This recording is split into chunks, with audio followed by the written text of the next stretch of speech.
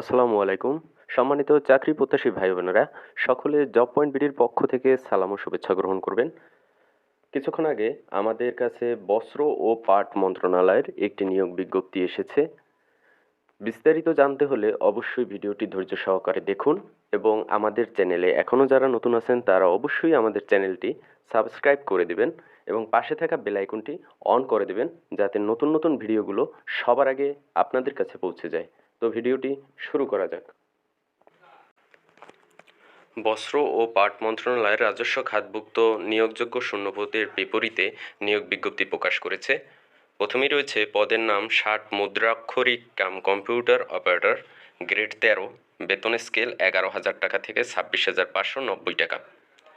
পদের সংখ্যা একটি। শিক্ষাগত যোগ্যতা ও অভিজ্ঞতার ক্ষেত্রে কোনো স্বীকৃত বিশ্ববিদ্যালয় হতে স্নাতক বা সমমানের ডিগ্রি, কম্পিউটার প্রশিক্ষণপ্রাপ্ত, ষাটলিপি এবং এর সর্বনিম্ন গতি প্রতি মিনিটে ইংরেজিতে ৭০ এবং বাংলায় ৪৫। কম্পিউটার টাইপিংয়ে সর্বনিম্ন গতি প্রতি মিনিটে ইংরেজিতে ৩০ ও বাংলায় ২৫ এবং কম্পিউটারে ওয়ার্ড প্রসেসিং সহ ইমেইল ও ফ্যাক্স পরিচালনায় দক্ষতা ও অভিজ্ঞতা থাকতে হবে। ২ নম্বরে রয়েছে ক্যাশিয়ার, গ্রেড ১৪, বেতন স্কেল ১০,২০০ টাকা থেকে ২৪,৬৮০ টাকা পর্যন্ত। পদের সংখ্যা একটি।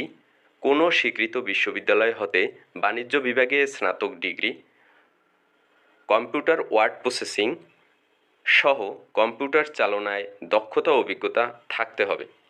৩ নম্বরে রয়েছে অফিস সহকারী কাম কম্পিউটার মুদ্রাক্ষরিক, গ্রেড ১৬, বেতন স্কেল ৯,৩০০ টাকা থেকে ২২,৪৯০ টাকা। পদের সংখ্যা ২টি।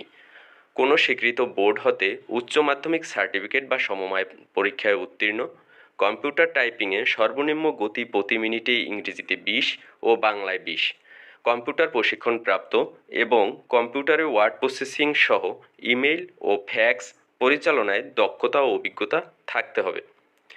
এসব পদের জন্য যে সকল প্রার্থীগণ আবেদন করতে পারবেন না তারা হলো ঢাকা বিভাগের মাদারীপুর ও কিশোরগঞ্জ জেলা, ময়মনসিংহ বিভাগের ময়মনসিংহ, জামালপুর ও নেত্রকোনা জেলা, চট্টগ্রাম বিভাগের ব্রাহ্মণবাড়িয়া, কুমিল্লা, ফেনী, লক্ষ্মীপুর ও নোয়াখালী জেলা, রাজশাহী বিভাগের পাবনা, সিরাজগঞ্জ, নওগাঁ ও বগুড়া জেলা, রংপুর বিভাগের রংপুর, দিনাজপুর ও পঞ্চগড় জেলা, খুলনা বিভাগের যশোর ও কুষ্টিয়া জেলা, বরিশাল বিভাগের শুধু পটুয়াখালী জেলা, সিলেট বিভাগের মৌলভীবাজার।